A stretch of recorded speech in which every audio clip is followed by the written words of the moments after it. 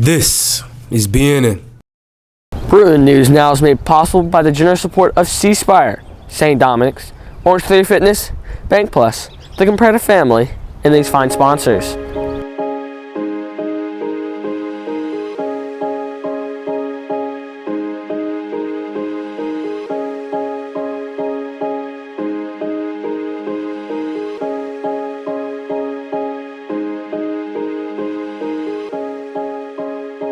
This week on the show, retired State Representative Robert G. Clark left a lasting mark on Mississippi.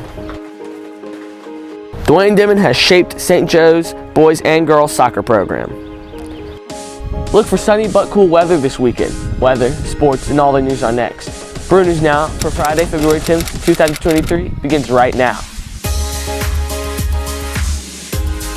From the Bruin News Now headquarters on the campus of St. Joseph's Catholic School of Madison, this is Mississippi's high school news leader, the award-winning, student-produced weekly newscast, Bruin News Now. Reporting this week from the Mississippi State Capitol in downtown Jackson. Howdy everyone, I'm Emerson Irwin. And I'm Gia Picarella. Welcome to this week's edition of Bruin News Now. We are here today at the Mississippi State Capitol, where the 2023 edition of the Mississippi Legislature is in the middle of its annual 3-month session. We are also in the middle of Black History Month, a time to celebrate the achievements and contributions African Americans, some still unknown to a lot of people, have made to our community, our state, and our great nation. One of the many African Americans who have made a difference in our state served right here in the Mississippi Legislature in the late 1960s, the 70s, the 80s, the 90s, and all the way up to 2004. Robert G. Clark Jr. served 36 years in the State House. He was first elected in 1967, the first Black elected to the legislature since Reconstruction. When he retired in 2004, he left a legacy of achievement and leadership. And what better person to tell his story than his grandson, BNN's own Robert Clark. Robert G. Clark Jr. was born October 3rd, 1928 in Ebenezer, Mississippi, a small town in Holmes County. He grew up in the middle of the Depression as well as in the middle of segregation. My four parents, daddy's side, and my grandmother on that side, they was born on that place as slavery. And the place that we have today, that was a place where my four parents grew up as slaves. Clark to this day lives on the same piece of property that his grandfather, William Clark, worked. He believes history, good or bad, should be embraced and learned from. And the only way to learn is through education.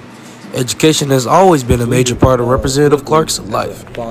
He was somewhat strict, no nonsense. Education was always an issue in our house. He always required that we cut the TV off and crack the books. Perhaps his biggest legacy was built in these halls of the Mississippi State Capitol, where he served in the legislature for 36 years. Robert Clark was elected to the House of Representatives in 1967 and took office that very next January. Representative Clark was the first African American in the House after Reconstruction. When you're the first, that's a lot of responsibility. All eyes are on you. He carried the banner and did it well. And I don't think I say it's been a pleasure to know and serve with Representative Clark. While in office, Representative Clark rose to second in command in the House, reaching the role of Speaker Pro Tem.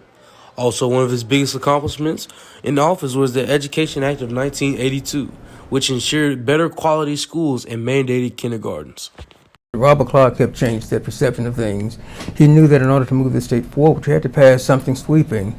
He became a partner with William Wynn and others to making sure that we passed the Education Reform Act. The Mississippi State Legislature thought so much of Representative Clark, they named this building after him. Representative Clark was a leader, educator, and inspiration to many. He was all those and many more to me, including my grandfather. I'm Robert Clark IV, reporting from BNN. Thanks. No doubt Robert Clark paved the way to help make Mississippi government inclusive of everyone. Today, the State House and Senate is a diverse body of people from different backgrounds and races. Lawmakers spent this week debating proposed legislation.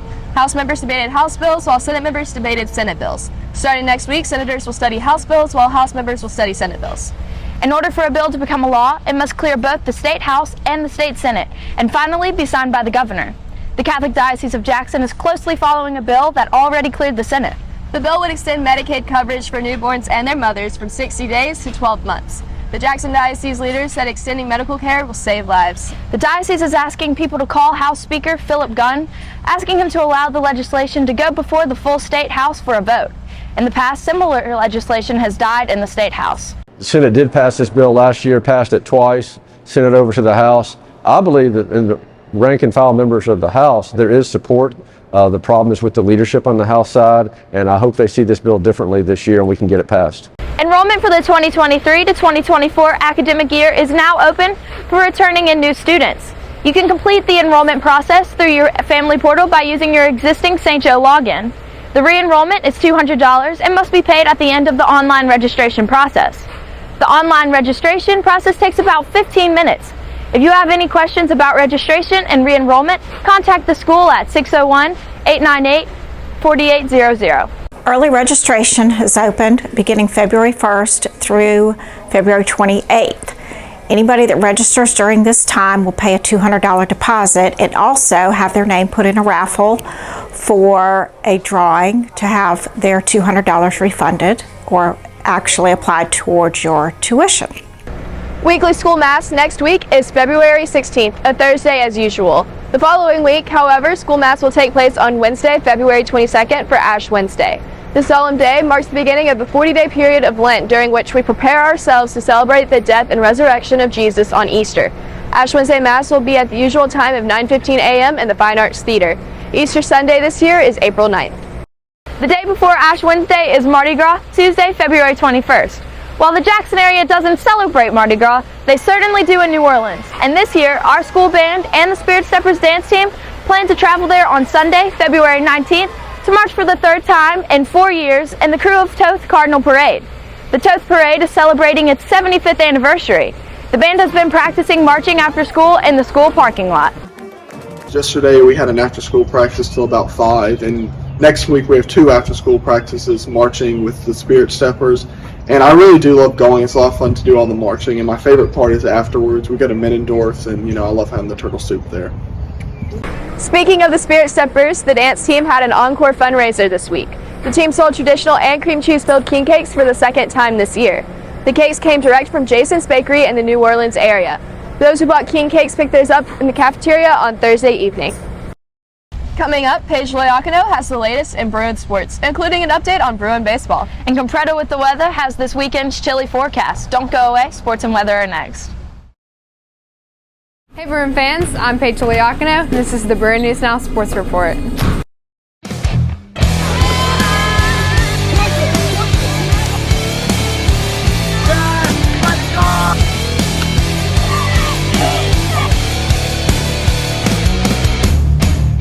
Bruin basketball tops this week's sports news. On Wednesday, the boys and girls teams traveled to Central Hines to play in the South State Tournament. Both teams came out on top, the girls defeating Columbia Academy 41-30 and the boys defeating Brookhaven Academy 68-27. The wins advanced the Bruins further into South State play. Tonight, everything is on the line. Both the girls and boys will play in a spot for the South State Championship game. The girls will tip off at 4 and the boys at 6:30. The wins Wednesday night came after the boys and girls played in the district tournament last Saturday in the St. Joe Gym. The girls had a strong showing but ended up second, with Capaya Academy taking home the trophy. The boys came out on top as the District 3 5A champions, defeating Adams County Christian in the championship game 51-31. We just came off winning the district championship, and we're ready to win South State at Central Hines. We need everybody to come out and support us. In boys soccer, the regular season came to a close this week. On Monday, the boys took on the East Rankin Raiders, winning 3-1. At halftime, the Bruins celebrated senior night, honoring 3 seniors who have been key players to the team throughout the year. Then on Wednesday, the boys wrapped up regular season play when they defeated Central Hines at home 2-0. The boys soccer team finished regular season undefeated with an outstanding 8-0 district record. The Bruins will host the first round of playoff game at home on Bill Rayfield Field Monday. So we played East Rankin on Monday. It was senior night. It was a really good night for our seniors, and we played well. We won 3-1, and we played Central Hines Wednesday, and then we got first round of playoffs next Monday, so we're hoping that we can make a run this year, and we're just really excited. In baseball, Brookhaven Academy couldn't catch a break from the Bruins this week. Baseball started the season strong with a road win at Brookhaven. The Bruins shut out the Cougars 4-0. This was a long-awaited revenge game for the Bruins when they fell to the Cougars in the second round of the playoffs last year. The Bruins looked promising on the defensive side of the ball with many new players in the starting 9. Then on Thursday, the Bruins looked to take on the Hawks at Hartfield, but the game was canceled due to weather and field conditions. Next week, the Bruins will hit the road again on Monday to play Manchester Academy, and then on Thursday, host their first home game of the season against Jackson Academy. JV will start at 5 with varsity at 7. Tuesday's game against Brookhaven went good. Jennings pitched to Jim. We won 4-0. It was hard fought. It was a good way to open the season. That's about, Brookhaven's about the competition we're going to be seeing all year.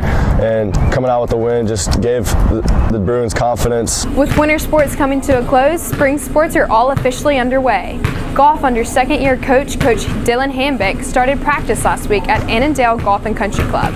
Track has continued to practice every day in preparation for their first meet scheduled for March 3rd. So we practice every day after school, and we separate into different groups with the sprinters and the distance runners, and we just do our own workouts.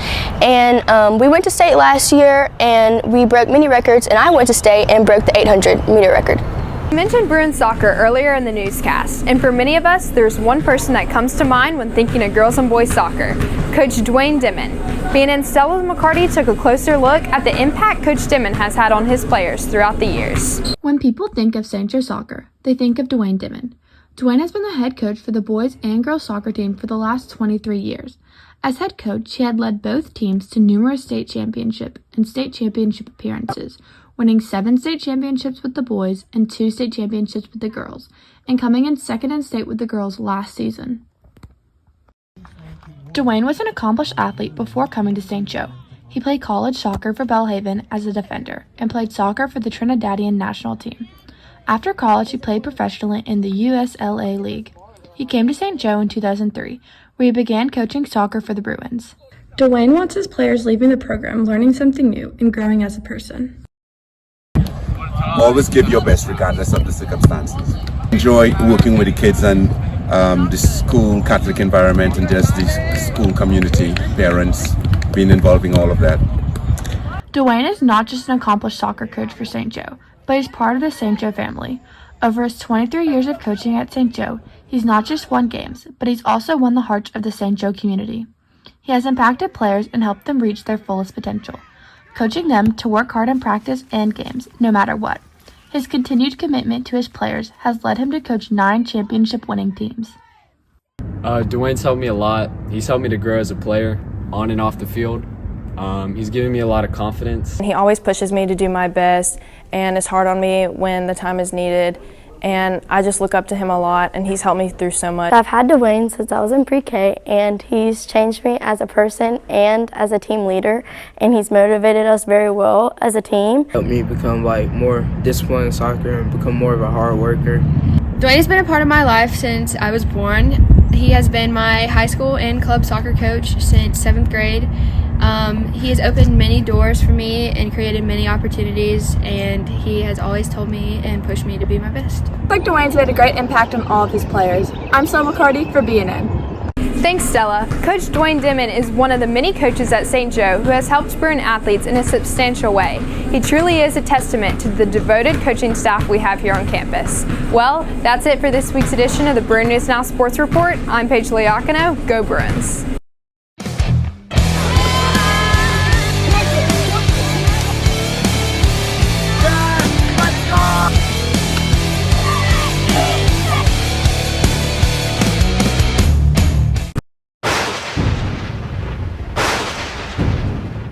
Hello Bruins, it's Weatherman Trey with the Bruin News Now forecast. Today, I have a little surprise for our weathercast. This may look like a regular remote, but it does some cool things. Let's see what I can do with it. Wait, this isn't right. I'm not supposed to be wearing this. Here, let me see if I can do something else. This is more like it. Let's see if we can get this correct. Let's try and go somewhere else. Oh, what? I'm not supposed to be here. Why am I wearing shorts and teddy shoes? That's not what I'm supposed to wear. I have no time to change. Okay, Bruins, I have to do y'all's weather. On Friday, you can expect highs in the 60s, lows in the 30s, no rain. Saturday, highs in the 50s, lows in the 40s, with about an 80% chance of rain. On Sunday, you can expect highs in the 50s, lows in the 30s, with no chance of rain, but it's going to be cloudy and cold. That's going to be good. Well, hope you have a great day, Bruins, from the one and only Capreto with the weather.